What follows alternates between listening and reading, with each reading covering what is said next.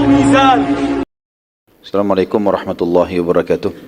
Alhamdulillah, tidak pernah berhenti kita memuji Tuhan kita Allah yang kita sangat yakin kalau Dia sedang melihat kita karena Dia maha melihat, mendengar kita karena Dia maha mendengar, dan mengetahui segala gerak-gerik kehidupan kita karena Dia maha mengetahui. Dia maha kuat, maha adil, maha bijaksana, dan juga siksanya sangat pedih dan rahmatnya sangat luas. Dia tidak memiliki sekutu dalam setiap kegiatannya, dan Dia telah menggantungkan segala kebutuhan kita untuk roda kehidupan di muka bumi ini dengan memuji namanya Alhamdulillah. Maka selalulah ucapkan kalimat ini. Selanjutnya kita panjatkan salam hormat kita penuh dengan cinta dan rindu kepada manusia yang telah menghabiskan 23 tahun dari masa hidupnya untuk agama ini. 13 tahun fase Makkah semua dengan hinaan, cacian, puncaknya diusir dari kampung halamannya, dan juga 10 tahun fase Madinah, semuanya penerimaan wahyu untuk penyempurnaan agama ini dari hukum-hukum syariat. Dan juga Allah subhanahu wa ta'ala memerintahkan kita untuk mengucapkan salam hormat dan dibalas langsung 10 kali tambahan rahmat, yang berarti rahmat ini pengampunan dosa, peninggian derajat, penyelesaian segala perkara-perkara. Dan ini adalah sebuah karunia yang luar biasa. Kalau seandainya Allah mengganti dengan mengucapkan 10 kali salam hormat kepada manusia terbaik ini diganti dengan 1 kali rahmat sudah cukup. Bagaimana dengan sekali ucapkan salam hormat diganti dengan 10 rahmat? Maka sangat wajar kalau kita selalu mengucapkan salawat dan taslim kepada Nabi besar Muhammad sallallahu alaihi wasallam. Melanjutkan tema kita teman-teman sekalian, Sirah Nabawi ini, dan kita terakhir sudah membahas masalah umrah qadha atau umrah yang dikerjakan oleh Nabi alaihi salatu wasallam setelah ditahan oleh orang-orang Quraisy di kesepakatan Hudaybiyah. Kemudian muslimin selama 1 tahun berhenti, tidak boleh masuk ke Mekah, tapi terjadi ekspansi Islam, diantaranya pembebasan Khaybar. Kemudian Nabi SAW datang dan menyelesaikan umrah qadha, dan cukup banyak kejadian yang sudah kita ceritakan pada pertemuan tersebut, tentu tidak bisa saya ulangi semuanya. Tapi yang terakhir sekali adalah masuk Islamnya pada tahun 8 Hijriah itu, setelah umrah qadha, seluruh suku Khuza'ah dan juga 3 anak muda Quraisy yang masyhur dengan kiprahnya nanti dalam Islam. Mereka adalah Amr bin As yang sudah masuk Islam memang dari Ethiopia. Kemudian dia mengajak temannya Khalid bin Walid dan juga Uthman bin Talha radhiyallahu anhu majma'in, yang kata Nabi SAW untuk melihat mereka masuk ke Madinah, maka Nabi SAW bertakbir dengan suara keras sambil bersabda, telah datang kepada kalian pemuda-pemuda terbaiknya Quraisy. Sekarang kita masuk teman-teman sekalian ke bahasan baru, judulnya surat Nabi SAW kepada raja-raja dunia. Setelah Nabi SAW merasa aman karena mayoritas jazirah Arab sudah mulai dikuasai, dan yang belum takluk adalah kota Mekah. Dan nanti insya Allah kita akan pelajari setelah surat-surat Nabi SAW kepada para raja, kemudian ada peperangan-peperangan kecil yang dikenal dengan Sariyah, barulah kita masuk ke inti penyerangan kota Mekah dan penguasaannya. Nabi SAW mengirim ke beberapa raja-raja dunia yang berkuasa pada saat itu. Yang pertama adalah kepada Kaisar Romawi yang memiliki nama dalam bahasa Arab Herakl dan dalam bahasa Inggris Heraclius. Ya. Setelah umrah qadha, baginda Nabi SAW mengirim Dihyal Kalbi radhiyallahu anhu ke Romawi untuk menemui Kaisar yang bernama Herakl. Sebelum tiba Dihya di Romawi pada saat diutus oleh Nabi SAW, Herakl waktu itu baru saja memenangkan peperangan melawan Persia. Dan subhanallah pada saat itu muslimin tidak terlibat sama sekali dalam peperangan antara Romawi sama Persia. Tapi waktu itu dianggap orang-orang Romawi belum semuanya mendapatkan dakwah Nabi SAW, maka mereka dianggap ahli kitab yang sedang menunggu sampainya dakwah. Allah subhanahu wa ta'ala menurunkan khusus surah menceritakan tentang bangsa Romawi ini pada saat itu. Jadi ini terjadi pada saat itu, bukan lagi setelahnya. Disebutkan dalam surah Ar-Rum, memang surah yang berbicara masalah Romawi, surah nomor 33 dalam Al-Quran ayat 1 sampai ayat 5. A'udzu billahi minasyaitonir rajim. Bismillahirrahmanirrahim. Alif lam mim. Gulibatir Rum في أدنى الأرض وهم من بعد غلبهم سيغلبون في بضع سنين لله الأمر من قبل ومن بعد ويومئذ يفرح المؤمنون بنصر الله yansuru man yasha wallahu azizur rahim. Alif Lam Mim adalah huruf-huruf pertama dalam Al-Quran yang Allah lebih tahu maknanya, atau sebagian ulama tafsir mengatakan nama lainnya surah itu. Telah dikalahkan bangsa Romawi. Jadi pada saat itu teman-teman bukan kayak sekarang. Sekarang kalau ada satu negara, bukan cuma satu negara, satu kampung menyerang kampung yang lain, maka bisa dijangkau oleh media kita. Di zaman dulu mustahil, nggak ada media sama sekali, nggak ada handphone, nggak ada internet, nggak ada TV, nggak ada apa-apa. Jadi orang kalau mau tahu informasinya orang lain, dia harus betul-betul menunggu orang dari wilayah itu atau dia ke sana langsung. Nggak ada cara lain.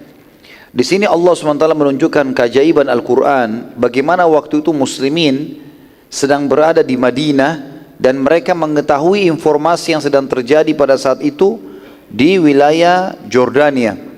Peperangan yang terjadi antara bangsa Romawi dengan bangsa Persia. Dan waktu itu bangsa Romawi menyembah Allah Subhanahu Wa Taala. Mereka pengikut Nabi Isa AS, dan sebagaimana saya katakan, waktu itu belum sampai kepada mereka risalah kenabian, ya, belum merata semuanya, gitu kan. Sementara orang-orang Persia menyembah api dan menyembah raja mereka pada saat itu. Allah mengatakan telah dikalahkan bangsa Romawi. Dalam peperangan itu bangsa Romawi kalah. Dua negara adik kuasa di negeri yang terdekat, dan mereka dikalahkan. Setelah dikalahkan itu mereka akan menang. Yang dimaksud dengan negeri yang dekat adalah negeri Arab atau wilayah tepatnya Syria dan Palestina sewaktu menjadi jajahan kerajaan Romawi. Sebagian ahli sejarah mengatakan di Jordan. Intinya di negeri Syam terjadi peperangan tersebut. Kemudian dikatakan, dan mereka, kata Allah, setelah dikalahkan, telah dikalahkan bangsa Romawi di negeri yang terdekat, maksudnya dekat dengan Palestina, dan mereka sesudah dikalahkan itu pasti akan menang. Subhanallah, bangsa Romawi itu mengeluarkan pasukan ratusan ribu orang. Sebagian ahli sejarah mengatakan mencapai 600.000 orang, 700.000 orang. Persia pun menggerakkan pasukan terbaiknya, 516.000 orang, sama kekuatan. Dan ini terjadi peperangan besar-besaran, dan saking banyaknya korban pada saat itu sampai wilayah yang terjadi peperangan dibanjiri oleh darah. Ya, sampai mereka kalau mau keluar dari kancah peperangan, mereka seperti menyeberang, melewati jenazah-jenazah dan juga darah-darah yang ada, saking banyaknya orang yang jadi korban. Jadi peperangan ini yang kalah kayaknya sudah mustahil untuk bisa menang lagi. Tapi Allah Subhanahu Wa Taala memastikan dengan kejiwaan yang sedang terpukul, dengan jumlah pasukan yang banyak terkalahkan, dengan materi yang banyak terkorbankan, Allah bilang waktu itu bangsa Romawi sangat lemah. Mereka pasti setelah kalah itu akan menang nanti. Dan pada saat itu bangsa Romawi tidak sempat berpikir.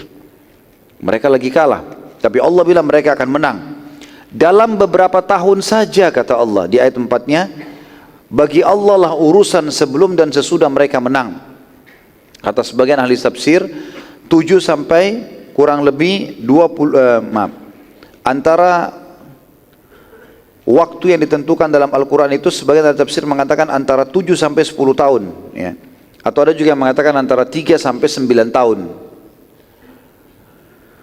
Dikatakan bagi Allah lah urusan sebelum dan sesudah mereka menang, dan di hari kemenangan bangsa Romawi nanti, di kemenangan mereka yang kedua, bergembiralah orang-orang beriman, maksudnya para sahabat, karena pada saat itu bangsa Romawi belum semuanya mendapatkan Islam tadi saya katakan, dan mereka termasuk orang yang beriman kepada Allah, sementara bangsa Persia adalah orang yang menyembah api. Jadi kalau bangsa Romawi yang menang, bangsa Persia yang menang, maka kemungkinan besar mereka akan membantai semua orang yang memiliki ketuhanan, ya, meyakini konsep ketuhanan, ya. Mungkin seperti kurang lebih kayak di Indonesia sekarang dikhawatirkan masalah komunis, karena mereka tidak ada konsep ketuhanan. Jadi kalau mereka menang, maka otomatis semua orang yang beragama mengemani Allah ini atau ada Tuhan, maka itu dibunuh, itu sudah umum, gitu kan. Seperti itu bangsa-bangsa atau pemahaman yang disebarkan oleh orang-orang sebelumnya. Persia begitu, jadi semua selain penyembah api akan dibunuh oleh mereka, gitu. Maka pada saat itu kata Allah SWT, nanti orang-orang beriman akan gembira dengan menangnya orang-orang Romawi, bukan karena mendukung pemahaman Romawi yang mengatakan Allah punya anak. Tapi pada saat itu mereka beriman, antara orang beriman sama orang yang memang tidak beriman adanya Tuhan Allah. Nah, ini makna daripada bangsa orang-orang beriman akan menang, akan gembira dengan orang-orang beriman akan gembira dengan menangnya bangsa Romawi. Jadi kalau antum baca surah ini di ayat-ayat pertama, jangan sampai salah paham. Jangan seakan-akan kita akan selalu gembira kalau orang Romawi menang. Bukan itu. Karena ayat ini turun pada saat itu. Islam belum sampai kepada mereka secara menyeluruh. Beda dengan keadaan sekarang. Bangsa Rom masih ada. Bangsa Romawi ada tentunya. Ya. Sampai sekarang mereka masih ada. Bahkan Nabi SAW menyebutkan tentang Malhamah Kubra akan terjadi ya, peperangan besar antara kalian dengan bangsa Rom. Gitu kan? Jadi memang mereka masih ada. Semua yang mengaku pengikut Nabi Isa AS maka dikatakan mereka bangsa Rum. Kemudian ayat 5 kata Allah, semua itu terjadi karena pertolongan Allah. Dia menolong siapa yang dia kehendaki dan dia maha penyayang. Pada saat itu teman-teman sekalian, dengan hikmah Allah, Herakl yang pada saat itu melihat pasukannya banyak yang kalah, dia merasa terpukul. Dia nggak mau masyarakatnya merasa ketakutan, maka dia memotivasi mereka, memberikan hadiah, menyebarkan pelatihan-pelatihan militer pada saat itu untuk mengajak mereka menyerang kembali. Tepatnya 9 atau 10 tahun setelah kekalahan tersebut, maka mereka membentuk pasukan lagi dan Herakl sempat bersumpah kalau seandainya pasukannya menang melawan Persia pada kali yang kedua ini, maka dia akan pergi haji ke Baitul Maqdis. Dan tentu hajinya orang Nasrani ke Baitul Maqdis. Kita pun di awal-awal Islam dulu, di fase Mekah, sujudnya kaum muslimin menghadap ke Baitul Maqdis. Kiblat kita ke sana. Orang Yahudi pun menjadikan kiblat mereka Baitul Maqdis. Ya. Maka hajinya orang Nasrani sekarang ke sana. Gitu. Mereka pergi ke sana. Mereka anggap itu di sana hajinya. Dia janji, Herakl bersumpah, kalau seandainya menang pasukannya dia akan pergi ke Baitul Maqdis untuk haji dan berjalan kaki bersama dengan para pendeta-pendeta pada saat itu. Dan Herakl betul-betul melakukan itu pada saat dia menang. Ya. Jadi terjadi peperangan, akhirnya mereka menang. Dan saya tidak membahas tentang masalah peperangan Romawi lawan Persia. Intinya Al-Quran mengatakan mereka akan menang dan betul-betul terjadi apa yang Al-Quran sebutkan. Yang saya ingin titik beratkan teman-teman sekalian, pada hari menangnya Herakl, terbantaikan sekian banyak pasukan Persia, dan Persia waktu itu betul-betul terkalahkan luar biasa sampai mereka sudah seperti orang yang tidak akan pernah lagi berhadapan dengan Romawi karena terkalahkan. Herakl saking gembiranya, dia berpesta pada malam itu ya. Kemudian dia berazam untuk pergi ke Baitul Maqdis. Di tengah jalan dia mimpi. Di malam hari di kemahnya dia mimpi. Dia mimpi kerajaannya hancur dikalahkan oleh orang-orang yang bersunat. Orang yang sunat, orang yang khitan. Gitu kan. Begitu mimpi dia. Herakl pada saat itu terkaget bangun, kemudian dia memanggil para penasehatnya. Lalu dia tanya masalah perihal mimpi tadi. Apa artinya ini? Kenapa saya mimpi kerajaanku semua hancur dan pasukan yang menyerangku itu tidak bersunat? Ya. Namun tidak seorang pun dari penasehat yang memberikan gambaran kecuali satu orang yang mengatakan kemungkinan besar kerajaan Anda akan dihancurkan dalam waktu yang tidak lama oleh orang-orang yang bersunat. Maka Herakl sempat bertanya, siapa orang yang bersunat menurut kalian di muka bumi ini? Kata para pengikutnya, penasehatnya, tidak ada kecuali orang Yahudi. Kami nggak tahu orang yang sunat kecuali Yahudi. Maka Herakl berazam pada saat itu akan membunuh semua Yahudi. Nggak boleh lagi ada Yahudi yang hidup. Subhanallah, pada saat dia lagi mempersiapkan pasukannya untuk menghancurkan Yahudi, dimanapun Yahudi ada dia mau serang. Harus dihabisin Yahudi ini, karena dia takut kerajaannya hancur.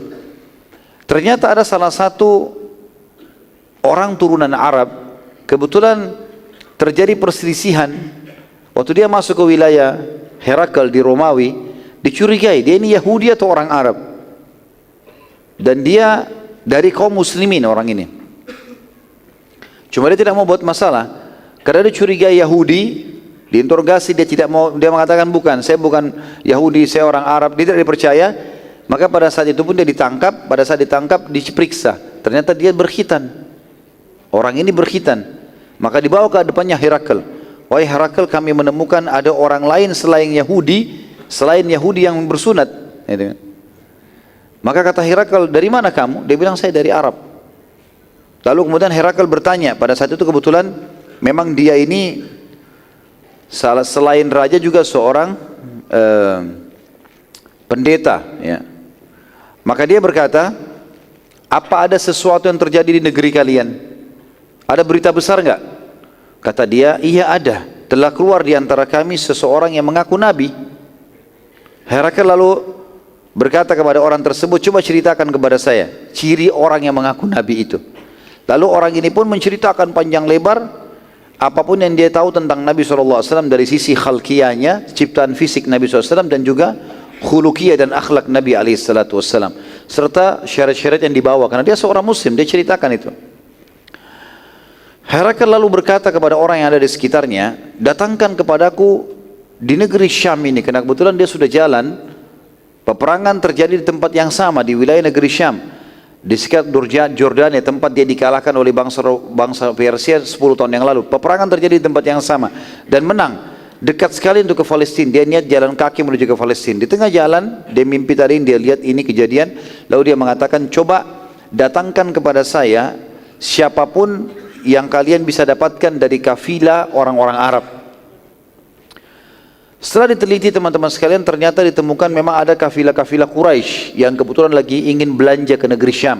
Sebagaimana Allah sebutkan dalam Al-Quran, Hillatas Syita'i was-Saif, perjalanan musim dingin dan musim panas. Ini salah satunya ke negeri Syam, salah satunya ke negeri Yaman. Tapi ini negeri Syam, mereka datang mau belanja. Dan kebetulan waktu itu yang pimpin kafilah adalah Abu Sufyan. Masih dalam keadaan kafir Abu Sufyan. Abu Sufyan lalu kemudian dipanggil oleh pasukan Herakl dan dibawa dia dan seluruh kafilahnya menuju ke istana. Herakl waktu itu tidak bisa bahasa Arab, ya. Dia menggunakan bahasa Rum pada saat itu. Herakl bertanya melalui penterjemah, siapa di antara kalian yang paling dekat jalur nasabnya dengan orang yang mengaku nabi itu? Maka Abu Sufyan berkata, aku. Abu Sufyan ini termasuk kalau dilihat jalurnya sebenarnya masuk dalam sepupu Nabi SAW. Sepupu Nabi SAW. Dia sepupunya juga Uthman bin Affan. Mereka semua satu jalur, ketemu di kakek-kakek sekian gitu. Kalau tidak salah waktu itu ya, sebagian sejarah mengatakan Abu Sufyan ketemu dengan Nabi SAW di kakek kelimahnya. Herakl lalu memerintahkan agar Quraisy semuanya duduk, orang kafilah semua duduk di bagian belakang, dan Abu Sufyan di depan sendiri, tidak boleh ada yang di sebelahnya. Lalu Herakl berkata, aku akan bertanya kepadamu, ditunjuk Abu Sufyan. Lalu ia berkata kepada pengikut Abu Sufyan yang ada di belakang, bila orang ini berbohong ataupun salah dalam mengucapkan, maka kalian semua harus meluruskan. Kalau tidak, kalian semua akan saya bunuh. Herakl raja besar pada saat itu, ya.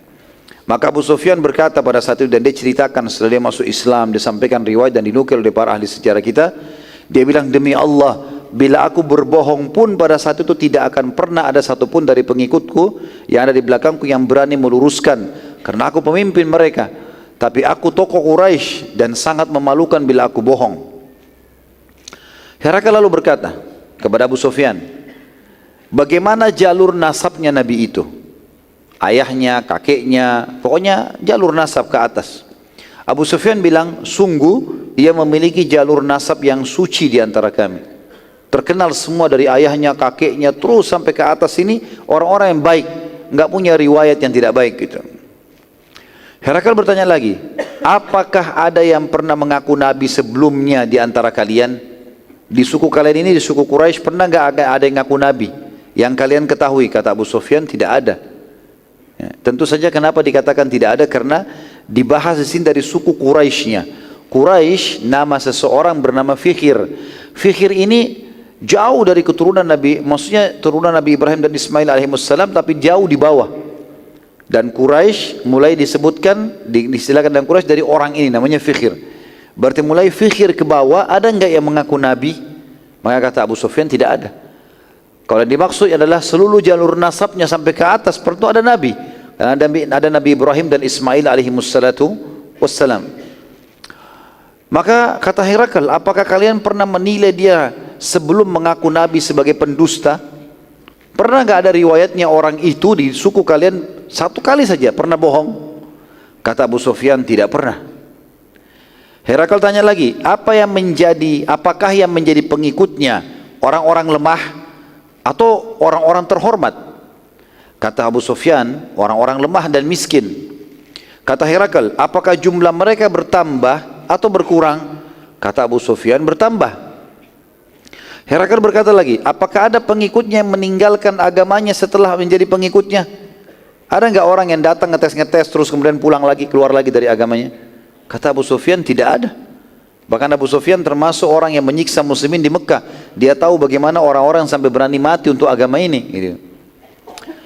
Kata Herakl, apakah ia pernah berkhianat? Kata Abu Sufyan, tidak pernah. Namun sekarang antara kami dengannya ada kesepakatan damai. Ini adalah kesepakatan Hudaybiyah yang kita pelajari kemarin ya. Dan aku tidak tahu apakah kedepannya ia akan khianat atau tidak. Abu Sufyan di sini teman-teman berkata, dia ceritakan setelah dia masuk Islam, dia ceritakan panjang, dia mengatakan, sungguh aku tidak mendapatkan celah untuk menghina Nabi Muhammad SAW kecuali pada masalah ini saja. Jadi semuanya baik ini. Jawabannya jujur, harus jujur. Dia bilang, saya tidak dapat celah untuk menghinanya kecuali di sini. Saya bilang, sekarang lagi ada kesepakatan. Saya tidak tahu ke depan dia khianat atau tidak, tapi sebelumnya gak pernah berkhianat. Hanya itu celahnya gitu. Herakl bertanya lagi, apakah kalian telah memeranginya? Kata Abu Sufyan, iya. Kata Herakl, bagaimana hasil peperangan kalian dengannya? Kata Abu Sufyan, sekali ia menang, maksudnya perang Badr, dan sekali kami menang, maksudnya perang Uhud. Kata Herakl, apa yang ia perintahkan kepada kalian? Apa dakwanya? Kata Abu Sufyan, ia memerintahkan kami agar menyembah Allah satu tanpa menyekutukannya, serta meninggalkan apa yang nenek moyang kami lakukan, sembah-sembah berhala segala macam. Ia juga memerintahkan kepada kami agar mengerjakan sholat, jujur dan tidak mengemis, serta menjaga silaturahim. Herakl lalu berkata pada penerjemahnya, katakan kepada orang ini baik-baik dengan bahasa yang jelas. Aku bertanya kepadamu tentang jalur nasabnya, engkau menjawab bahwa ia memiliki nasab yang suci. Demikian pula para nabi dan rasul yang diutus pada nasab terbaik kaumnya. Herakl sekarang sebutkan kepada Abu Sufyan. Selama ini teman-teman, Abu Sufyan selalu memerangi Nabi SAW. Nggak percaya. Siapa Muhammad itu? Salah satu penduduk Mekah. Bahkan Abu Sufyan merasa dirinya lebih kaya gitu kan. Makanya dia tolak terus. Tapi sekarang Abu Sufyan heran. Herakl ini, raja yang selama ini orang Quraisy pun takut dengannya, ini menyebutkan tentang kenabian Nabi SAW. Kau bilang tadi jalur nasabnya baik, maka itu semua nabi-nabi begitu. Pasti jalur nasabnya yang terbaik di kaumnya. Aku bertanya kepadamu, apakah ada di antara kalian yang pernah menyatakan hal yang serupa, pernah ngaku nabi? Engkau menjawab, tidak ada. Kalau seandainya ada yang telah menyatakan sebelumnya, dari kakek-kakeknya pernah ngaku nabi, maka aku akan mengatakan bahwa ia hanya mengikuti orang sebelumnya saja. Aku bertanya kepadamu, apakah ada di antara kakeknya yang raja? Engkau menjawab, tidak ada. Ini juga salah satu pertanyaan sebenarnya di riwayat ini, semestinya ada sebelumnya ya. Tapi ini tidak disebutkan dalam potongan riwayat yang tadi saya sebutkan. Tapi memang ada pertanyaan Herakl juga, apakah ada di antara kakeknya yang raja? Maka engkau menjawab, tidak ada. Kalau ada, maka aku akan mengatakan bahwa ia hanya ingin mengembalikan kerajaan kakeknya saja. Jadi ini maksud sini teman-teman sekalian, pernah saya jelaskan di awal-awal sirah, kalau Abdul Muttalib sempat menjadi raja Mekah. Tetapi sistem yang dipakai di Mekah waktu itu, walaupun ada seorang raja atau orang yang dituakan, tetap semua suku punya kekuatan. Makanya dikatakan di Mekah itu tidak ada raja khusus, tapi dikuasai oleh tokoh-tokoh Quraisy. Semua kepala suku punya hak untuk memberikan pendapatnya. Jadi maksud sini raja adalah raja yang menguasai semuanya. Tidak ada lagi yang membantunya, tidak ada penasehatnya. Memang dia kuat dengan powernya sendiri. Lalu kata Herakl, aku bertanya juga padamu, apakah ia pernah berdusta pada kalian? Engkau menjawab, tidak pernah. Maka aku katakan, kalau ia tidak pernah dusta, maka pastilah ia tidak berani berdusta atas nama Allah. Aku bertanya padamu, apakah yang menjadi pengikutnya orang-orang lemah atau tokoh-tokoh masyarakat? Engkau menjawab, orang-orang lemah. Ketahuilah, demikian pula pengikut para rasul. Awal pengikutnya orang-orang lemah, lalu disusul setelah itu dengan pemuka-pemuka kaum. Memang selalu orang miskin dan orang lemah dulu. Dan ini umum, subhanallah, dakwah-dakwah itu umumnya kenanya dulu ke masyarakat umum. Nanti sudah lama merata baru pindah ke tokoh-tokoh masyarakat. Aku bertanya kepadamu, apakah jumlah mereka bertambah atau berkurang? Maka engkau menjawab, bertambah. Maka demikian pula keimanan akan terus bertambah sampai ia sempurna. Aku bertanya padamu, apakah ada pengikutnya yang meninggalkan keyakinannya? Engkau menjawab, tidak ada. Maka demikian pula iman saat telah memenuhi hati seseorang tidak akan pernah keluar lagi selamanya. Aku bertanya padamu, apakah ia pernah berkhianat? Engkau menjawab tidak. Maka demikian pula para nabi dan rasul tidak akan pernah berkhianat. Aku bertanya padamu, apa yang ia perintahkan? Engkau menjawab, ia memerintahkan agar tidak menyekutukan Allah, salat, jujur dan silaturahim. Demikian pula perintah seluruh nabi dan rasul. Lalu Herakl mengucapkan kalimat, teman-teman, kalimat yang agung sebenarnya ini. Pada saat itu raja yang menguasai seluruh dunia, karena Persia sudah kalah, gitu kan? Nggak ada lagi kekuatan waktu itu kecuali kekuatan Romawi. Maka dia berkata, bila semua yang engkau sampaikan ini benar, maka demi Allah, ia, orang itu, pasti akan menguasai apa yang berada di bawah kedua telapak kakiku ini. Maksudnya kekuasaanku ini juga akan takluk di tangan dia nantinya. Dan aku sangat tahu ini zaman keluarnya Nabi. Tetapi aku tidak menyangka kalau akan keluar dari kalangan kalian. Dan bila aku bisa menjangkaunya, aku bisa menemuinya, niscaya aku akan sangat gembira dan menghormatinya.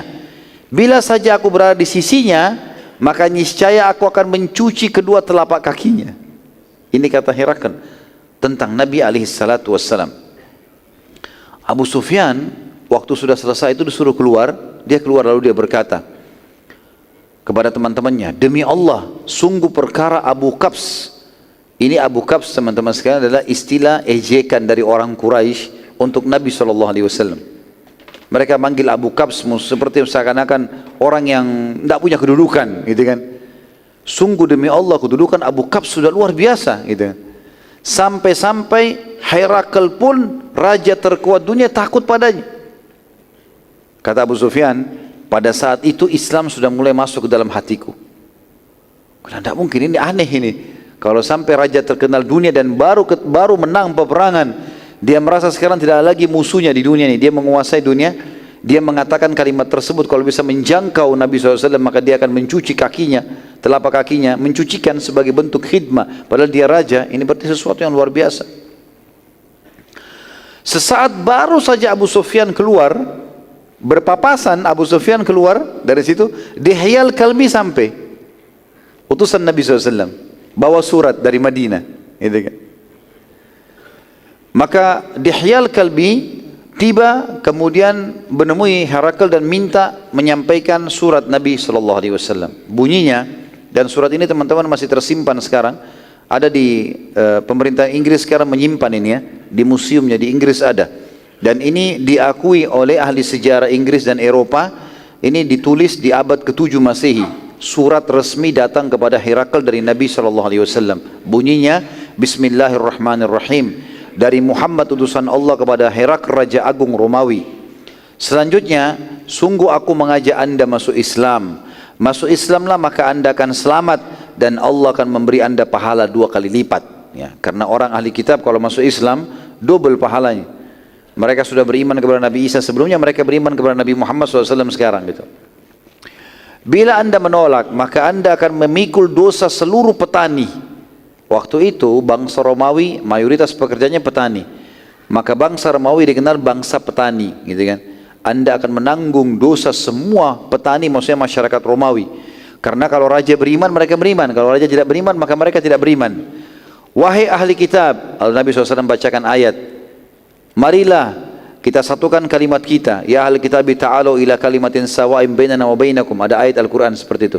Wahai ahli kitab, marilah kita satukan perkataan kita sama-sama, yaitu agar kita tidak menyembah selain Allah dan tidak menyekutukannya dengan sesuatu apapun. Dan janganlah seseorang di antara kita menjadikan yang lain sebagai sekutu bagi Allah. Dan apabila kalian berpaling maka ucapkanlah kami telah Islam atau menyerahkan diri kepada Allah. Pada saat surat tersebut dibacakan teman-teman sekalian, Herakl gemetaran karena dia baru ketemu sama Abu Sufyan dan Dihyal Kalbi tidak tahu tentang kisah ini. Berpapasan saja dengan Abu Sufyan gitu.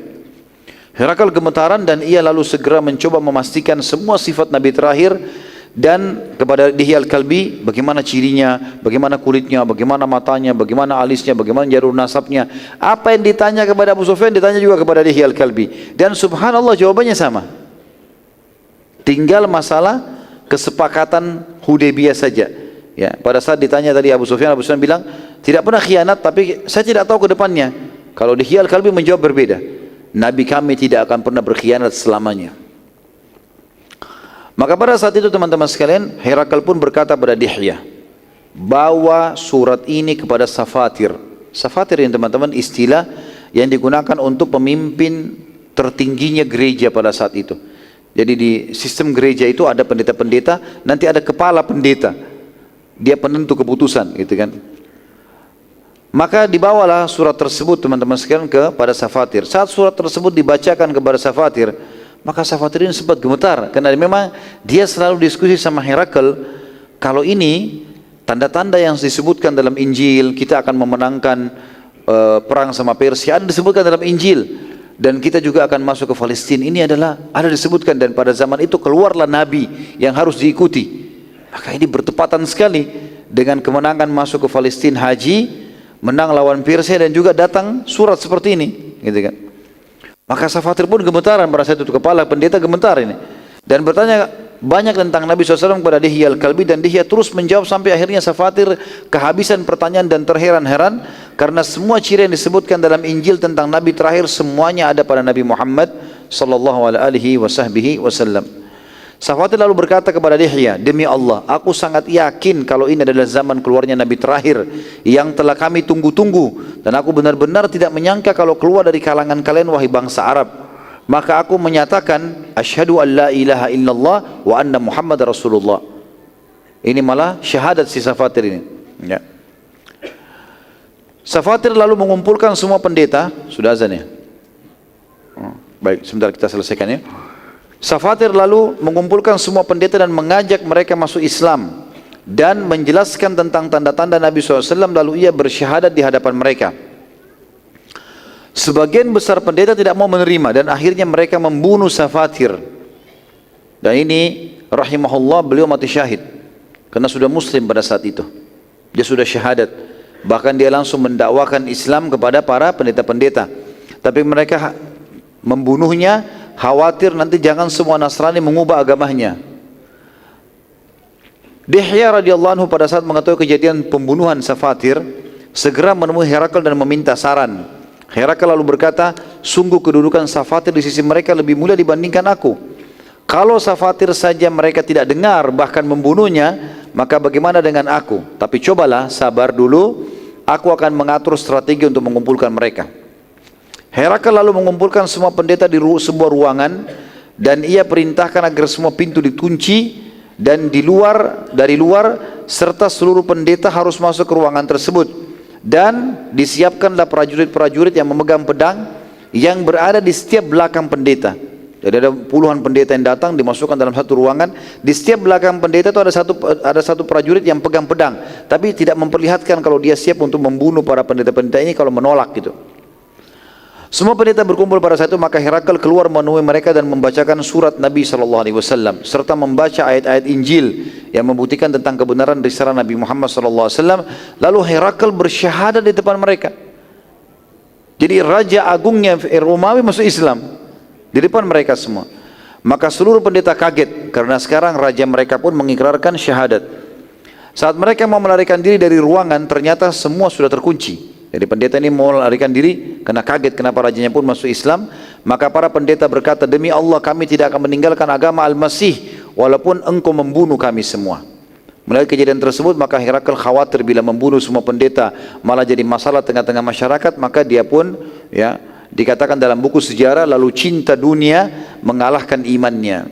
Karena dia baru syahadat, dia takut nanti kalau pendeta ini dibuka pintu lalu menyebarkan berita kalau raja begitu dan begitu, lalu terjadi pemberontakan, akhirnya dia jatuh dari kerajaannya padahal dia baru menguasai dunia. Maka dia pun berkata, aku hanya mau menguji kalian. Tadinya aku lihat surat itu sudah sampai kepada kerajaan kita dan aku khawatir malah kalian yang murtad. Maka pertahankanlah agama kalian dan aku bersama kalian. Lalu Herakl memerintahkan para prajurit membuka pintu untuk para pendeta, dan pendeta pun memuji Herakl dan berjanji akan setia. Izinkan saya tinggal 2 paragraf saja. Setelah semua pendeta pergi, maka Herakl memanggil Dihya al-Kalbi radhiyallahu anhu dan berkata padanya, aku mengucapkan hal tadi agar kerajaanku tidak hilang.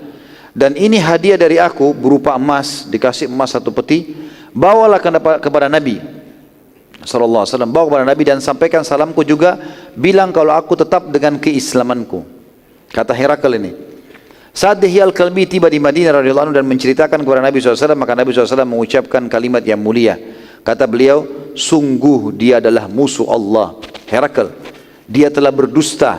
Ia mengucapkannya, ya, kalimat tadi karena beriman, kemudian dia meninggalkannya justru karena mendahulukan dunia.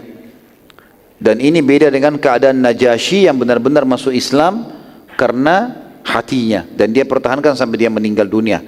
Lalu Nabi SAW memerintahkan agar pemberitaan Herakl dibagikan kepada, pemberian Herakl emas dibagikan kepada seluruh muslimin. Demikian juga hasil surat Nabi SAW kepada demikianlah hasil surat Nabi SAW kepada salah satu raja-raja dunia. Dan insya Allah kita akan lanjutkan nanti surat yang kedua dan seterusnya, termasuk kepada Harith bin Abi Shumma al-Ghassani setelah Isya nanti. Subhanakallahumma bihamdika asyhadu an la ilaha illa anta astaghfiruka wa atubu ilaik. Wassalamualaikum warahmatullahi wabarakatuh. Assalamualaikum warahmatullahi wabarakatuh. Alhamdulillah wassalatu wassalamu ala Rasulillah. Segala puji bagi Allah Subhanahu wa taala, juga salawat dan taslim kepada Nabi besar Muhammad sallallahu alaihi wasallam. Surat kedua Nabi alaihi salatu wassalam yang dikirim setelah Herakl, walaupun sebenarnya surat-surat ini dikirim oleh Nabi SAW secara bersamaan. Itu yang lebih kuat pendapat para ulama, kalau ini dikirim secara bersamaan. Tetapi disusunnya seperti ini oleh para ulama sejarah atau ahli sejarah hanya untuk memudahkan untuk memahami. Surat yang selanjutnya adalah surat kepada Harith bin Abi Shummar atau Nabi Shummar al-Ghassani. Nabi SAW mengutus ke sana seorang sahabat yang mulia namanya Syuja' bin Wahab al-Uzdi. Syuja' bin Wahab al-Uzdi radhiyallahu anhu membawa surat kepada pemimpin negeri Syam yang bernama Harith bin Abi Shummar al-Ghassani. Isinya adalah Bismillahirrahmanirrahim, dengan menyebut nama Allah yang Maha Pengasih dan yang Penyayang, dari Muhammad utusan Allah kepada Harith bin Abi Shummar. Keselamatan bagi orang yang mengikuti kebenaran dan petunjuk serta beriman kepada Allah dan juga membenarkannya. Sungguh aku mengajakmu beriman kepada Allah tanpa menyekutukan sesuatu pun dengannya, dan kerajaanmu tetap bertahan. Pada saat membaca surat Nabi SAW, Harith ini dia termasuk penguasa yang besar sekali. Dan pada saat itu teman-teman sekalian, walaupun Nabi SAW sudah berhasil menundukkan Khaybar, beberapa kota-kota kecil atau desa-desa kecil di sekitar Madinah, tapi belum didengar gongnya ke seluruh dunia, masih kecil. Justru setelah surat-surat inilah baru orang-orang banyak mengenal tentang Nabi SAW. Awalnya tidak. Lingkupnya sangat kecil sekali, cuma Madinah, Mekah, Khaybar, wilayah-wilayah kecil. Jaraknya 400 km, 200 km. Negeri Syam sudah 1000 km ke atas jarak jauhnya. Dan nanti pada saat ini baru terdengar. Harith ini seorang pemimpin di negeri Syam, raja. Kekuatan pasukan perangnya saja sudah 100.000 orang, gitu kan. Dia kurang lebih dia menguasai wilayah Jordania dan sebagian wilayah Palestina, ya, sebagian lagi dikuasai oleh Romawi, dan dia termasuk sekutunya orang-orang Romawi, sekutu orang Romawi, cuma dari turunan Arab. Dia marah waktu membaca surat Nabi SAW dan dia berkata, siapa orang ini? Berani benar ia mengancam kerajaanku sementara aku memiliki pasukan sebanyak 100.000 prajurit. Maka gara-gara itu teman-teman sekalian, Harith pun mencari tahu tentang siapa Nabi SAW, tinggal di wilayah mana, berapa besar kekuatan pasukannya, lalu dia mempersiapkan semua kekuatannya 100.000 orang untuk menyerang Madinah. Dan nanti ini akan menjadi penyebab terjadinya perang Mu'tah. Dan insya Allah nanti kita akan jelaskan besok pagi peperangan itu, ya. Peperangan yang sangat mulia yang terjadi antara muslimin dengan bangsa Romawi dengan suku Ghassan yang bersekutu sama bangsa Romawi. Dan nanti di situ juga kita akan lihat bagaimana pengkhianatan Herakl yang bohong, yang berkata kepada Nabi SAW, berkata kepada Dihya, sampaikan kepada Nabi kalau saya tetap dalam keadaan Islam. Kata Nabi SAW, dia bohong, dia takut kehilangan kerajaannya. Dari itu terbukti nanti di perang Mu'tah, karena pada saat Harith ini minta tolong kepada dia, Herakl mengirim 100.000 juga pasukan Romawi. Jadi jumlah mereka 200.000 yang akan melawan pasukan muslimin yang hanya 3.000 orang saja. Ya, tapi nanti muslimin akan memenangkan peperangan itu. Tentu nanti kita jelaskan itu. Yang jelas ini surat yang kedua kepada Harith ya, Al-Ghassani bin Abi Shumra Al-Ghassani yang menolak surat Nabi alaihi salatu wassalam. Yang ketiga surat Nabi SAW ke Busra. Wilayah Busra, penguasa Busra. Busra ini sebenarnya kalau sekarang masuk ujung Jazirah Arab, lebih dekat kepada Irak. Di situ juga dulu ada kerajaan dipimpin oleh Al-Harith juga, namanya Harith tapi Harith yang berbeda dengan tadi, bin Umair Al-Uzdi. Maaf, ini dipimpin oleh Shurahbil bin Amr Al-Ghassani. Nabi SAW mengutus ke sini, ke Busra, seseorang yang bernama Al-Harith bin Umair. Jadi tadi nama yang saya sebutkan awal itu adalah nama sahabat sebenarnya yang diutus Nabi SAW, namanya Al-Harith bin Umair Al-Uzdi. Ini sahabat Nabi radhiyallahu anhu yang diutus kepada wilayah Busra. Namun di tengah jalan, Al-Harith ini bertemu dengan Shurahbil bin Amr Al-Ghassani yang dasarnya memang dari berkuasa di wilayah itu, dan memang dia mendukung kakaknya dia yang Harith tadi, yang dari kepala suku Ghassan. Maka karena dia tahu ini utusan Nabi SAW, dia pun membunuhnya. Jadi Al-Harith bin Umair Al-Uzdi dibunuh oleh Shurahbil, dan dia mati syahid radhiyallahu anhu. Dan kejadian inilah nanti akan membuat Nabi SAW menyerang suku Ghassan. Ini juga salah satu pemicu nanti terjadinya perang Mu'tah itu. Yang keempat surat Nabi SAW ke Muqayqis, raja Mesir pada saat itu. Nabi SAW mengirim ke sana Hatib bin Abi Balta'ah radhiyallahu anhu kepada penguasa Mesir yang bernama Al-Muqayqis. Surat Nabi SAW berbunyi mirip dengan suratnya ke Herakl, karena dia raja Nasrani. Bismillahirrahmanirrahim, dari Muhammad utusan Allah kepada Muqayqis, raja agungnya Mesir. Selanjutnya atau amma ba'd, sungguh aku mengajak anda masuk Islam. Masuk Islamlah maka anda akan selamat, dan Allah akan memberi anda pahala 2 kali lipat. Bila anda menolak, maka anda akan memikul dosa seluruh petani masyarakat Mesir, karena mayoritasnya memang bekerja jadi petani pada saat itu. Wahai ahli kitab, marilah kita satukan kalimat kita agar tidak menyembah selain Allah dan tidak menyekutukannya dengan sesuatu apapun. Dan janganlah seseorang di antara kita menjadikan yang lain sebagai sekutu bagi Allah. Dan apabila kalian berpaling, maka ucapkanlah bahwa kami telah masuk Islam atau menyerahkan diri. Muqayqis pada saat membaca surat Nabi alaihi salatu wassalam, ini mirip dengan responnya Herakl. Dia seorang pendeta, dia juga raja, dia tahu ini. Maka dia gembira membaca surat Nabi SAW. Kemudian dia bertanya banyak tentang Nabi SAW kepada Hatib bin Abi Balta'ah radhiyallahu anhu, dan Hatib menjawab semua pertanyaan sampai akhirnya kata Muqayqis, apakah kaumnya sudah memeranginya? Karena dalam Injil disebutkan itu, agama yang dibawa Nabi terakhir tidak akan tersebar sampai kaumnya memerangi Nabi tersebut. Dan akhirnya dia memenangkan peperangan. Maka kata Khatib, iya, memang kaumnya sudah memeranginya, bahkan mengusirnya dari kotanya, maksud dari Mekah. Maka Muqayqis berkata, mengapa dia tidak mendoakan kaumnya agar Allah binasakan saja? Bukankah ia seorang nabi dan doanya diijabah? Ini pertanyaan sebenarnya memancing ya. Secara akal mungkin orang berpikir, iya ya, mestinya Nabi berdoa saja agar Quraisy Allah binasakan. Tapi perhatikan Hatib bin Abi Balta'ah radhiyallahu anhu dengan keimanan dan ilmunya, dia menjawab dengan cerdas. Dia mengatakan, mengapa Isa tidak mendoakan kehancuran kaumnya saat ada di antara mereka yang tidak mengikutinya? Sama jawabannya. Maka Muqayqis paham pada saat itu, dan dia tahu kalau Nabi Isa tidak mendoakan agar Bani Israel dihancurkan, karena Nabi Isa ingin hidayah dan petunjuk untuk mereka, bukan kebinasaan.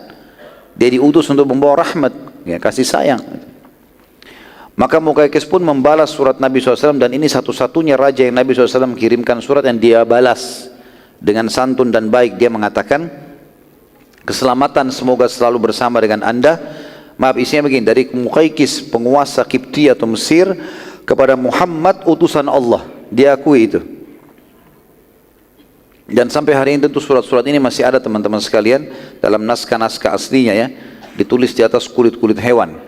Keselamatan semoga selalu bersama anda, telah tiba kepadaku surat anda dan aku telah membaca juga memahaminya. Aku mengutus seorang wanita terbaik Kipti dari Mesir yang memiliki kedudukan yang tinggi di kaumnya sebagai hadiah, juga seekor kuda pilihan agar anda menungganginya. Nabi SAW lalu menerima hadiahnya dan menikahi Maria Kiptia yang dikirim oleh Muqaykis, dan dikarunia seorang anak yang bernama Ibrahim. Tentu Ibrahim meninggal masih kecil, belum 3 tahun sudah meninggal. Nabi SAW lalu menceritakan tentang Al-Muqaykis kepada para sahabat.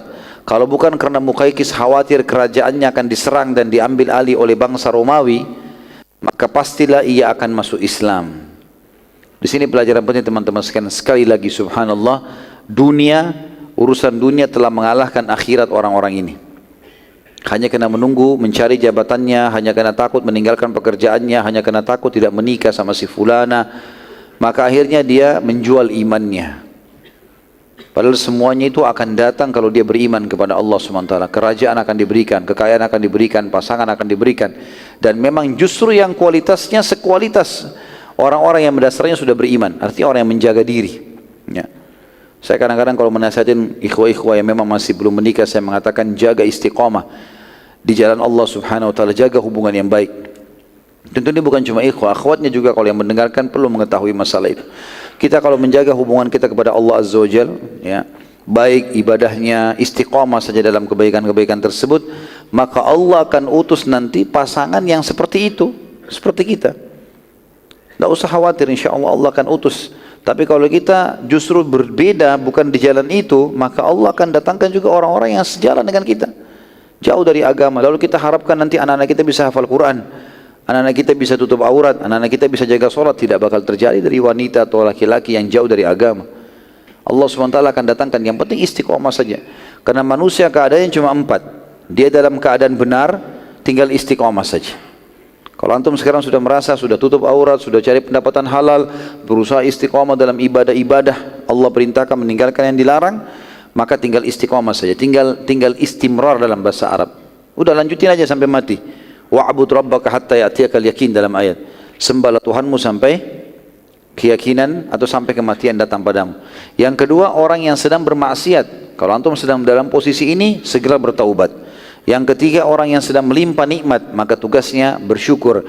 Yang keempat, terakhir, orang yang sedang diuji oleh Allah, maka sifatnya atau harusnya bersabar. Ini keadaan saja. Tapi yang saya ingin tidak berikan teman-teman, poin pertama, perlunya istiqomah. Jangan pernah lihat kebenaran dari siapa datangnya, ya. Tapi sudah sampaikah kepada kita atau belum? Kalau sudah sampai untuk kebenaran teman-teman, tidak usah lihat siapa yang ngomong.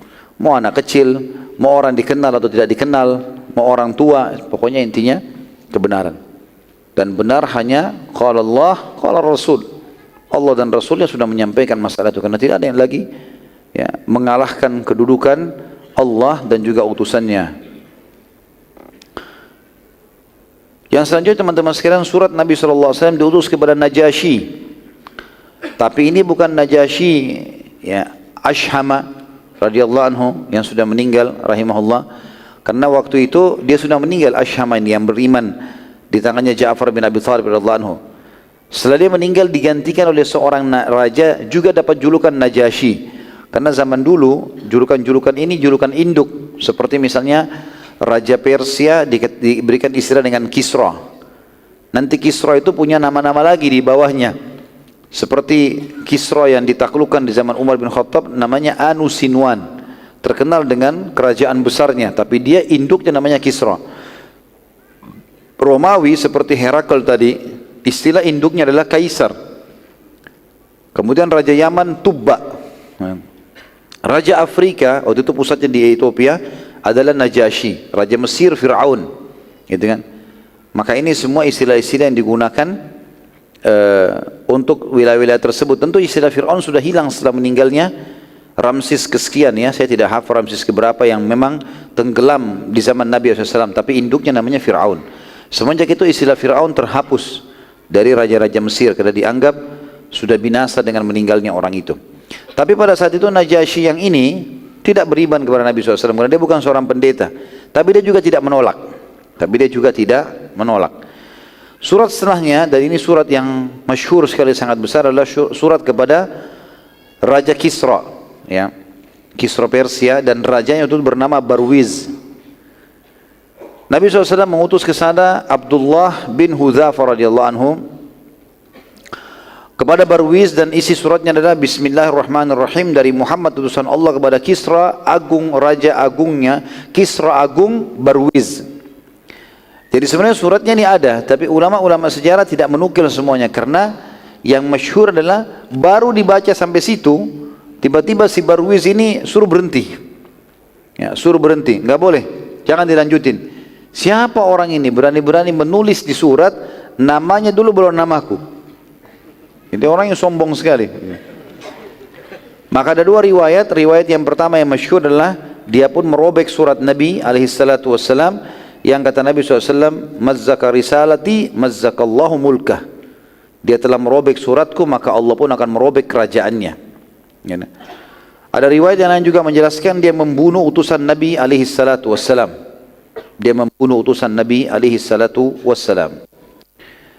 Yang jelas Barwiz ini teman-teman sekalian, dia merasa dirinya raja yang sangat kuat, gitu kan. Maka dia lihat Madinah, dia tanya-tanya dari mana tuh yang mengaku Nabi, dari kota Madinah. Madinah itu di mana? Dia nggak tahu Madinah itu kampung kecil, gitu kan. Maka seperti mungkin Amerika sekarang disurati oleh salah satu kampung kita di Indonesia, gitu kan. Suruh tunduk. Ya. Maka dia, siapa ini? Mana Madinah itu kecil. Udah tidak usah utus pasukan. Ada satu orang namanya Bazan. Bazan ini kebetulan dia adalah gubernurnya Kisra di wilayah yang dekat sekali dengan Jazirah Arab. Dia perbatasan Jazirah Arab sama Irak, gitu kan. Maka dia kirim surat ke Bazan. Bazan, tangkap tuh orang yang mengaku Nabi, bawa ke saya. Tidak usah saya kirim pasukan jauh dari sini, gitu. Dengan kesombongannya gitu ya. Maka Bazan pun meneliti Madinah. Madinah ini kampung kecil, mereka punya peta, nggak ada kekuatan di sana. Mereka tahunya itu. Untuk apa kirim pasukan? Lalu Bazan mengutus 2 orang saja. Kepala prajuritnya, panglima perangnya datang ke sana. Bawa tuh Muhammad ke sini. Siapa orang itu tuh? Mengancam-ancam Kisra gitu. Datanglah 2 orang ini. Ada banyak riwayat kisah berhubungan dengan mereka berdua. Waktu mereka datang ke Madinah dengan baju perangnya segala macam, terus kumisnya mereka tuh tebal, besar, dan dimuter-muter ini. Nabi SAW waktu mau ketemu sama mereka, lihat, langsung Nabi mengalihkan wajahnya. Kata Nabi SAW, sungguh buruk penampilan kalian. Gitu. Kata Nabi SAW, siapa yang menyuruh kalian begini? Kata mereka berdua, Tuhan kami, Kisra yang suruh. Semua orang Persia itu suruh potong jenggotnya, suruh biarin kumisnya, dan makin tebal makin punya kedudukan, gitu kan. Maka kata Nabi SAW, sungguh Tuhanku, karena kan mereka bilang Tuhan kami Kisra. Kata Nabi SAW, Tuhanku menyuruh aku selain itu. Kami disuruh memelihara jenggot dan menghabiskan kumis kami, atau memotong kumis kami. Itu yang disampaikan oleh Nabi SAW. Maka akhirnya kedua orang ini duduklah, mengatakan, ada penterjemahnya, siapa kamu ini hai Muhammad? Nabi SAW jelaskan, saya adalah utusan Allah, saya begini, saya begini. Apa ajaranmu? Ajaranku begini dan begitu. Ajaran tauhid, mengesahkan Allah, yang menyempurnakan ajaran risalah nabi-nabi yang lain sebelumnya, disuruh sholat, dilarang zina, larang ini, larang itu, disampaikan semua syariat. 2 orang ini karena bukan ahli kitab, tidak faham, mereka penyembah api, gitu kan. Mungkin kalau bicara sama Nasrani masih nyambung masalahnya, tapi ini nggak nyambung. Maka dia bilang, sudahlah, sekarang begini Muhammad, daripada Kisra kirim-kirim jauh pasukannya besar di sini menghabiskan kota kamu, ikutlah sama kami. Kata Nabi SAW, sebentar dulu. Kalian tahu kampung saya, ini kota ini, sudah tahu tempatnya. Tahu rumah saya, ini masjid saya, ini rumah saya nggak akan kemana-mana. Kalian mau tangkap saya setiap saat silahkan, bisa. Tapi saya mau sampaikan satu hal dulu. Kalau malam ini, waktu itu kebetulan sudah menjelang malam, mereka tiba, mau istirahat, mereka mau nginap di Madinah waktu itu. Malam ini, Tuhanku Allah membunuh Tuhan kalian Barwiz itu. Mati raja kalian malam ini. Kata mereka, bro, dari mana kau tahu itu hai Muhammad? Dari Tuhanku. Kalian percaya tidak percaya, tunggu saja. Buktikan sendiri. Kata mereka berdua, itu jawabanmu? Kata Muhammad SAW, iya.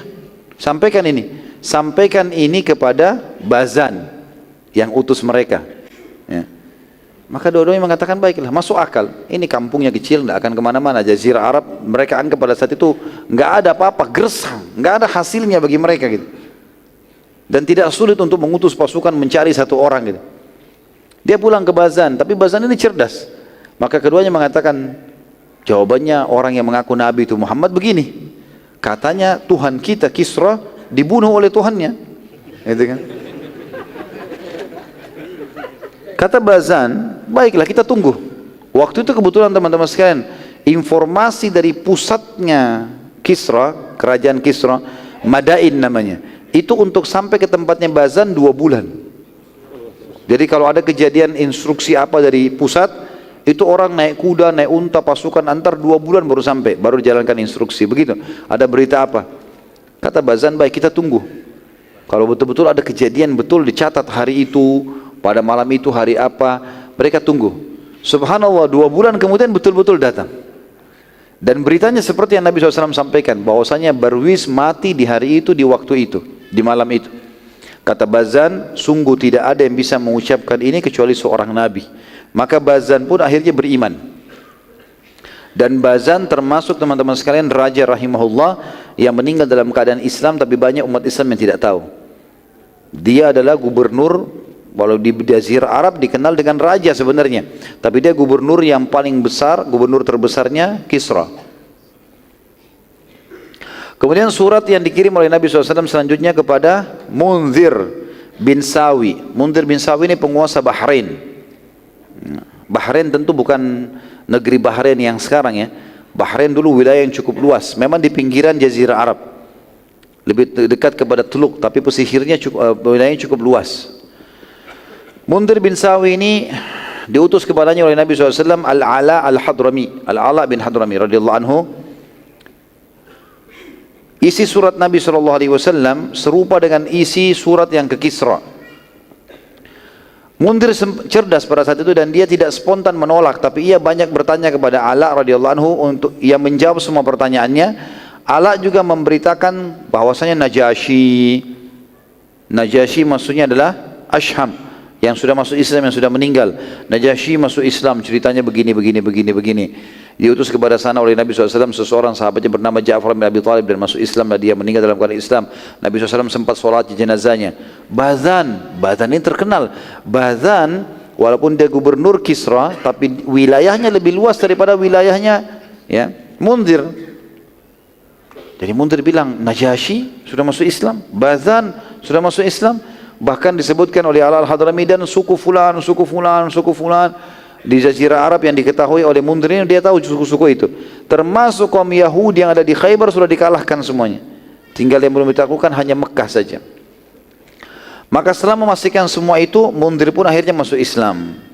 Munzir pun bin Sawi masuk Islam dan mengajak seluruh warganya masuk Islam, dan bagi yang tidak mau masuk Islam maka dipungut darinya jizyah.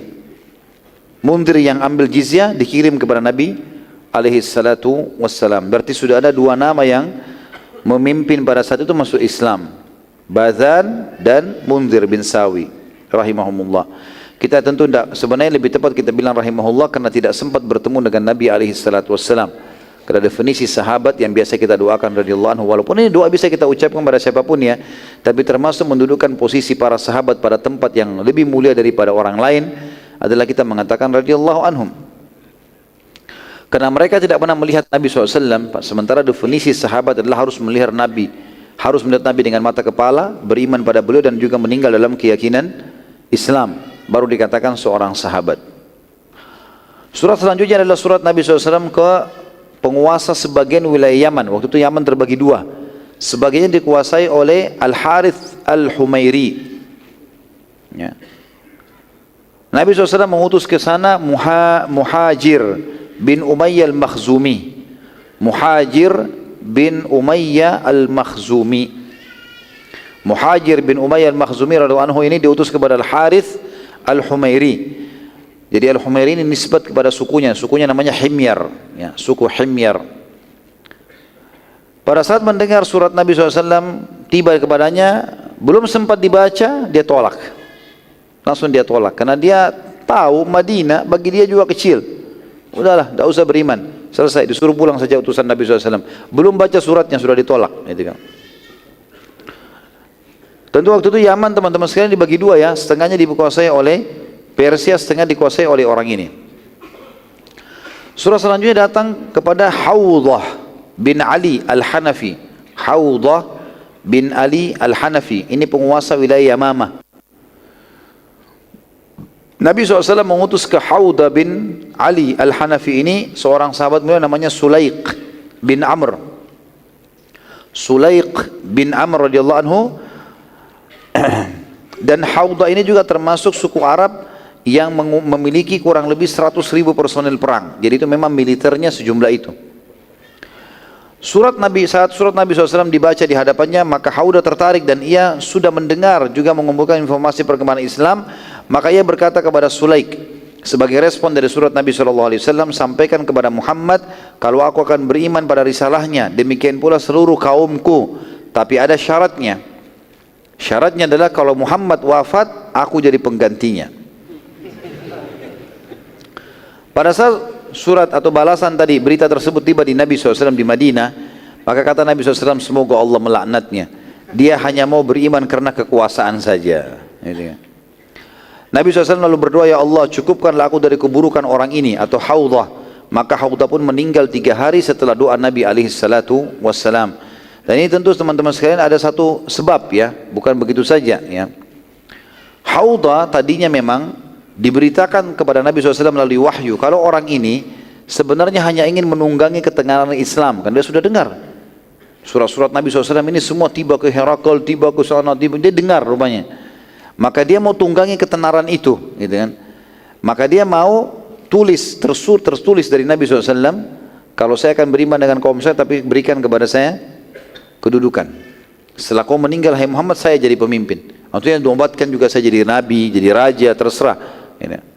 Maka Nabi SAW pun akhirnya mendoakan dia keburukan, karena dia sudah niat juga pada saat itu kalau Nabi SAW tidak terima permintaannya, utusan Nabi SAW pulang dalam beberapa hari, 3 atau 4 hari dia akan menyerang Madinah. Maka Nabi SAW mendoakan supaya Allah mengambil alih Hawdah. Maka betul-betul 3 hari kemudian dia meninggal dunia. Kemudian selanjutnya surat Nabi SAW kepada penguasa Oman, wilayah Oman, yang bernama Jaifar bin Abdu. Jaifar bin Abdu ya. Jaifar bin Abdu ini diutus kepadanya oleh Nabi SAW Amr bin As radhiyallahu anhu.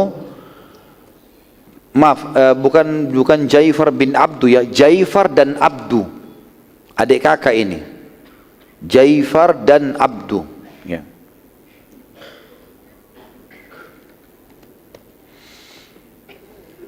Diutus kepada mereka berdua adalah Amr bin As radhiyallahu anhu, dan keduanya ini anak daripada Julandi ya, namanya Julandi. Jadi Jaifar bin Abdu dan Abdu bin Julandi ya.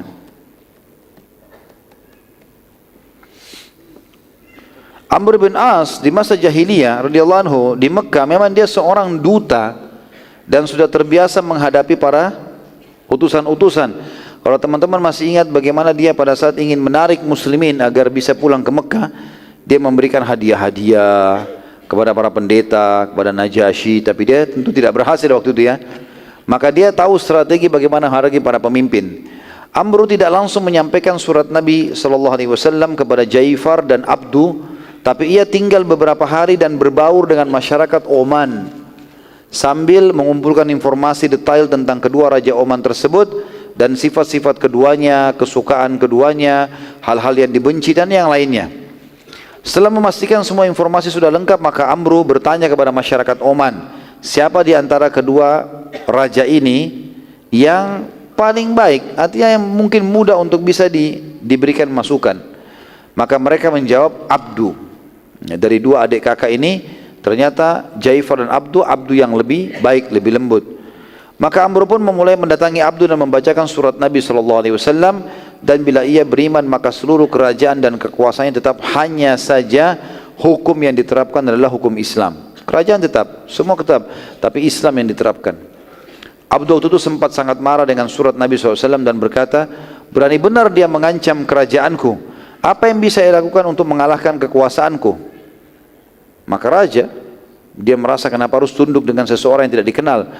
Amr bin As waktu itu sangat cerdas, dia mengatakan, ia tahu bahwasanya menghadapi orang seperti Abdu, emosional, punya kerajaan, butuh kecerdasan. Maka Amr berkata, bila surat ini tidak bermanfaat bagimu, maka kami tidak perlu, ya, karena telah masuk di bawah hukum Nabi kami banyak raja-raja, di antaranya Najasyi. Jadi ternyata Oman ini sering kali interaksi masalah bisnis, masalah peradaban, masalah apalah ya, politik, itu selalu patokannya Najasyi. Ya, ada beberapa wilayah ikuti Persia, ada beberapa wilayah ikutin Romawi, tapi ini enggak, ini ikutin Najasyi. Maka kata Amr bin As, kalau anda tidak bermanfaat surat ini, tidak ada masalah. Tapi perlu anda tahu, kalau yang sudah ikut pada Nabi kami ini adalah Najasyi. Disebutkan raja yang dia kagum gitu. Abdu kaget, Najasyi masuk Islam? Kata Amr, iya.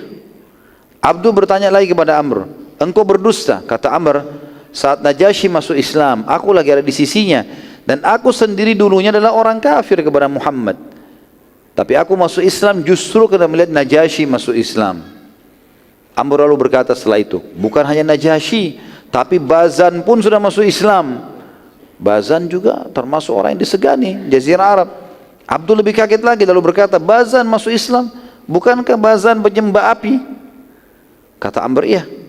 Abdul bertanya lagi, lalu Kisra buat apa?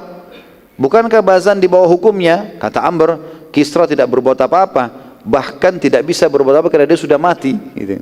Ya. Abdul bertanya lagi, bagaimana dengan Kaisar Romawi, Herakl? Amr menjawab, ia tidak beriman dan juga tidak menolak. Ya. Abdul tahu masalah Herakl seperti apa yang disampaikan oleh Amr tadi. Maksudnya Abdul sudah tahu kalau Herakl pernah beriman, tolak. Dia tidak beriman, tidak juga ini. Ya. Abdul lalu berkata, beri aku waktu untuk berfikir berapa hari. Dalam beberapa hari tersebut Abdul berusaha menjelaskan kepada saudaranya Jaifar. Ia berkata, lebih baik kita masuk Islam dan kerajaan kita tetap jaya daripada kita dikalahkan dan hilanglah semuanya. Siapa yang bisa melawan raja-raja besar yang telah menganut Islam? Apalagi kerajaan dan kekuasaan mereka tetap di tangan, apalagi kerajaan dan kekuasaan tetap di tangan kita. Kita cuma mengucapkan syahadat, terapkan hukumnya Muhammad, kerajaan tetap seperti ini, tidak ada yang berubah. Abdul terus meyakinkan saudaranya sampai akhirnya Jaifar menerima Islam dan akhirnya keduanya masuk Islam dan mengiklankan keislaman mereka. Demikian pula seluruh masyarakat Oman waktu itu masuk Islam. Ya. Setelah Allah SWT yang Maha Mulia, Amr bin As adalah penyebab masuk Islamnya kedua raja tersebut serta juga seluruh wilayah Oman. Dan ini juga keutamaan bagi dai-dai yang bersabar dan dalam menyampaikan dakwah butuh strategi. Tidak boleh orang asal begitu saja. Dia harus punya strategi dalam menyampaikan dakwah. Dia susun materinya, dia menggunakan retorikanya, dia memilih waktu dan tempat yang tepat, gitu kan. Maka itu semua teman-teman sekalian sangat membantu untuk dakwah. Ada orang bisa dihadapi dengan hanya satu hadis, ada orang dihadapi dengan 10 hadis, ada orang dihadapi mungkin dengan 100 hadis. Allahu a'lam.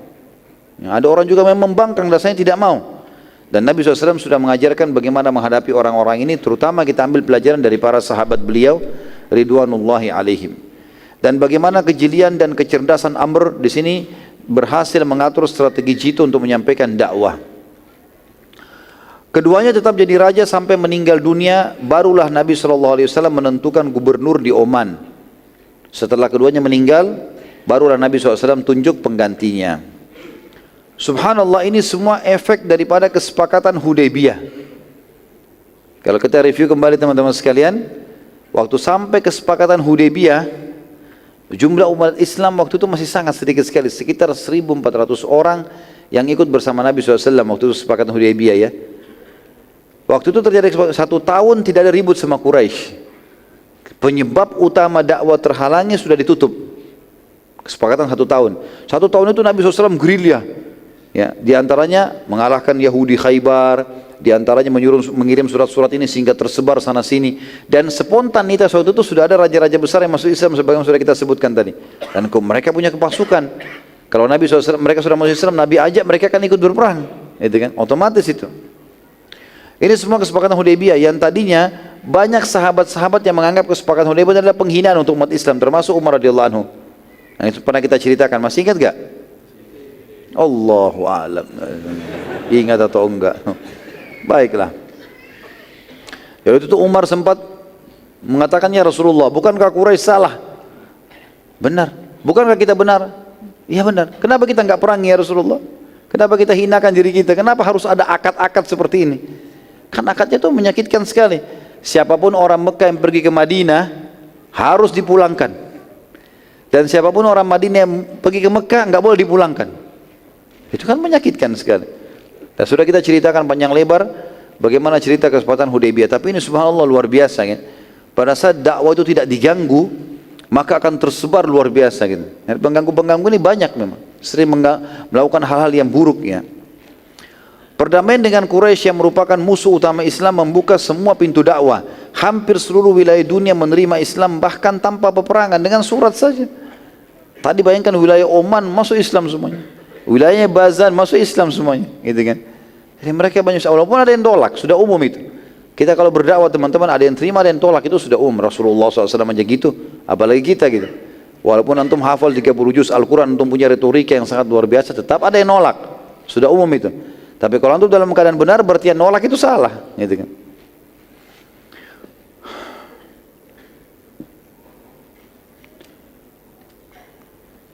Pelajaran penting yang bisa kita ambil dari surat-surat Nabi alaihi salatu wassalam.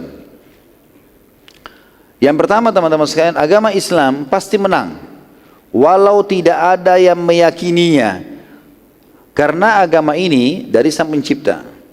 Bila Anda tidak beriman dan mengamalkannya, maka Sang Pencipta akan mendatangkan dan menciptakan makhluknya yang akan beriman dan mengamalkan syariatnya. Itu pasti. Jadi sebenarnya dengan berimannya kita teman-teman sekalian, yang beruntung kitanya.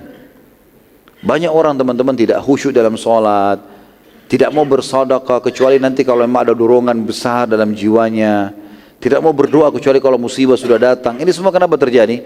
Karena dia belum yakin dengan agama ini. Karena yakin sama agama ini teman-teman, ada orang gak ada orang tetap dia sholat, tetap dia sedekah, tetap dia baca Quran, dia tahu kebutuhannya. Banyak orang juga fikir Allah Sang Pencipta butuh dengan ibadah kita. Allah enggak butuh. Allah enggak butuh dengan sholat antum, enggak butuh dengan sedekah antum, enggak butuh dengan sembelihan antum. Allah SWT mengatakan misalnya dalam masalah sembelihan ya, dalam ayat Al-Quran, A'udzubillahi minasyaitonirrajim, la yanalullahu ruhumuha wala dima'uha walakin yanalu taqwa minkum. Allah enggak pernah butuh dagingnya dan darahnya sembelihan kalian, tapi Allah mau lihat ketakwaan kalian. Allah enggak butuh. Kenapa orang kalau masuk masjid ada orang tidak khusyuk dalam sholat? Karena dia pikir Allah butuh, cuma kayak store kewajiban, selesai. Enggak, Allah enggak butuh. Biar kita sholat khusyuk, dapat 100% pahala dan semua sholat kita bahkan umur kita 1000 tahun tidak ada gunanya. Ya, kecuali untuk dia sendiri. Dalam hadis qudsi riwayat Bukhari kata Nabi SAW, Allah berfirman, wahai anak Adam, semua amal-amal yang saya perintahkan kepadamu sebenarnya adalah hal yang saya akan kembalikan kepadamu juga. Akan diberikan. Allah SWT yang memberikan kepada kita. Allah ciptakan kita, Allah ciptakan dunia, ciptakan amal perbuatan kita, amal buruk kita untuk menguji kita. Allah ciptakan surga dan neraka. Allah yang mengatur semuanya. Jadi sebenarnya tidak ada gunanya buat Allah SWT, tapi berguna buat kita. Yang kedua, jadi kalau kita jauhi agama ini, poin pertama tentunya kita sendiri yang rugi, karena agama ini pasti akan menang. Tidak akan pernah luluh agama Islam, karena ini agama kebenaran. Inna dina indallahil Islam. Yang kedua, kecerdasan dan kejelian pemimpin dalam mengambil keputusan kapan harus perang, kapan harus damai, kapan menyerang, kapan menahan diri, yang diikuti dengan pemahaman yang mendalam pada syariat Allah Maha Sempurna dan bertawakal kepadanya. Seperti Nabi SAW melakukan itu. Waktu diajak damai Hudaybiyah, oke, diambil. Waktu di perang Khaybar juga kalau masih ingat, ada beberapa benteng Yahudi selain di Khaybar yang sempat minta damai. Nabi SAW tidak perangi mereka, bukan berarti karena sudah kuat pasukan lalu diperangi semua, enggak. Oke, mau damai-damai, gitu kan? Tapi dipantau oleh Nabi SAW. Dipantau, walaupun nanti di zaman Umar bin Khattab karena ada yang berkhianat maka diusir oleh Umar bin Khattab dari Jazirah Arab. Gitu. Tapi di sini perlu seorang pemimpin punya strategi. Dimulai dari pemimpin rumah tangga misalnya. Seorang laki-laki juga harus begitu. Punya strategi dalam rumah tangganya, bagaimana dia tahu sumber pendapatnya dari mana, kapan dia nasihatin istrinya, kapan dia nasihatin anaknya, dia berikan tempat di mana yang layak, strategis untuk mereka tinggal, yang mereka nyaman sehingga dia juga nyaman dalam bekerja, seterusnya. Ya. Kemudian juga pemimpin lembaga, bagaimana dia menaungi beberapa orang pegawai, pemimpin perusahaan, lebih tinggi lagi pemimpin negara, bagaimana dia mengatur strategi-strategi yang akhirnya membuat seluruh masyarakatnya akan mendapatkan haknya atau orang di bawah naungannya, dan dia juga lepas dari tanggung jawab pada hari kiamat. Yang ketiga, setiap orang harus jeli dalam melihat dan menerima kebenaran, dan kebenaran itu hanya satu, tidak ada lagi yang lain, yang berasal dari Sang Pencipta Allah yang Maha Agung dan Maha Mulia. Setiap dari Allah yang Maha Suci tidak akan ada kesalahan dan pasti benar, maka segeralah terima dan amalkan. Jadi jangan ragu teman-teman sekalian. Ada orang subhanallah mau terima agama nanti kalau sudah banyak orang yang ikut. Kalau tidak ada orang yang ikut masih sedikit, sudahlah tunggu aja dulu. Ya. Ini kerugian buat dia. Kalau dia meninggal sebelum istiqomah gimana? Gitu kan? Maka jangan tunggu itu teman-teman. Kalau benar ya sudah terima, amalkan.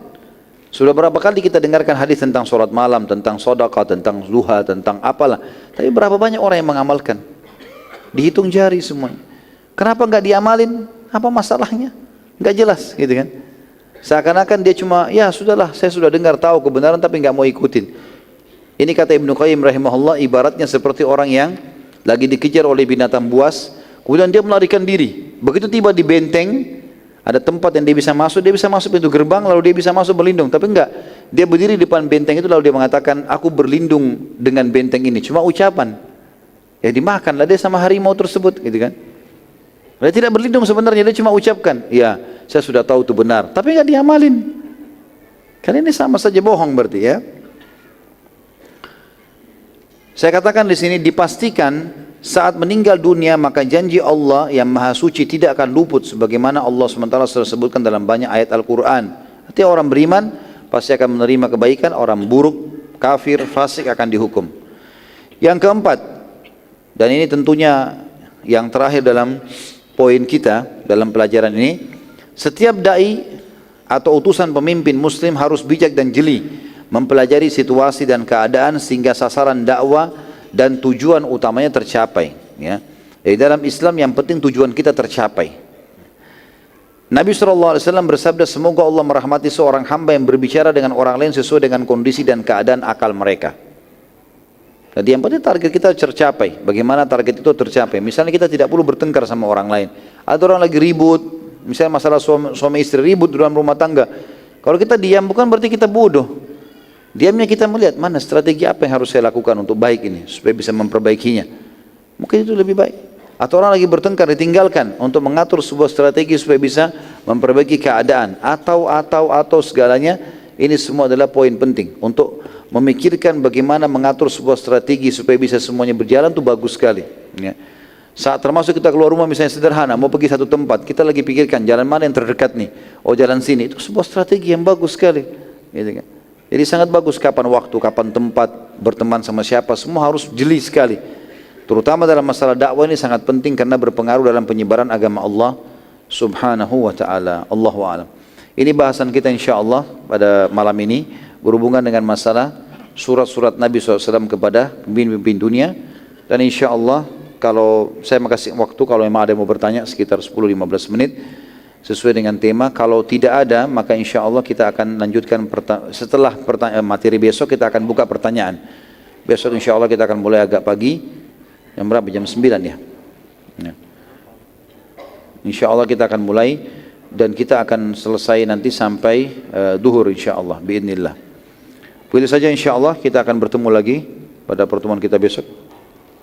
Mungkin begitu saja insya Allah, kita berdoa kepada Allah SWT semoga majlis kita diberkahi olehnya dan dijadikan sebagai tambahan amal kita pada hari kiamat, dan semoga seluruh amal yang pernah kita kerjakan dan akan kita kerjakan sampai menjelang ajal nanti diterima dengan kemahamurahan Allah dengan pahala yang sempurna, dan semoga semua dosa yang pernah kita kerjakan sekecil sampai sebesar apapun juga diganti dengan kemahamurahan Allah menjadi pahala, dan semoga Indonesia menjadi negara yang aman, tentram, damai, seluruh umat Islam secara lurus di bawah naungan ukhuwah Islamiyah, dan juga seluruh ibadah mereka kembali pada wahyu Al-Quran dan Sunnah, serta seluruh pemimpin negara ini diberikan hidayah oleh Allah agar menerapkan seluruh tanggung jawab dan menjalankan tanggung jawab mereka sesuai dengan yang diperintahkan oleh Allah dan Rasulnya, sehingga mereka lepas dari tanggung jawab pada hari kiamat, dan seluruh penduduk Indonesia secara khusus kaum muslimin akan menerima hak-hak mereka, dan semoga Indonesia menjadi contoh bagi negara-negara yang lain.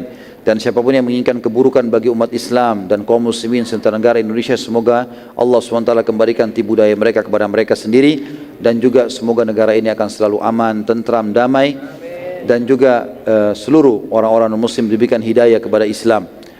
Dan kita tidak pernah lupa doakan saudara kita di Palestina, di Syria, di Yaman, di Irak, di Myanmar, di Ahsa, di mana mereka sedang tertindas. Semoga Allah ikhlaskan niat mereka, terima para syuhada mereka, mudahkan Islam di tangan mereka dan tangan kita semua. Dan semoga Allah partisipasikan kita bersama mereka di pahala, baik dengan doa, dengan harta, juga dengan jiwa kita.